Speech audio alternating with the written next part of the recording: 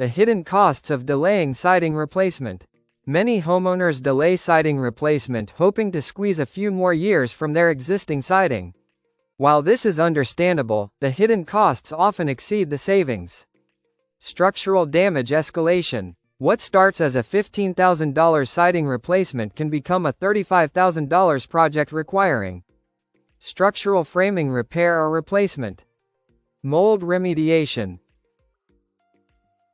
New wall insulation. Interior wall repair and painting. Ongoing energy waste.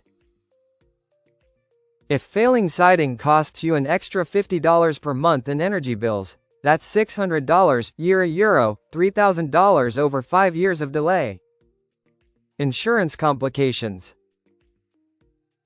Damage from lack of maintenance typically isn't covered by homeowners insurance. If storm damage occurs to already failing siding, insurers may deny claims. Reduced home value. Deteriorated siding signals deferred maintenance to potential buyers, reducing offers and making homes harder to sell.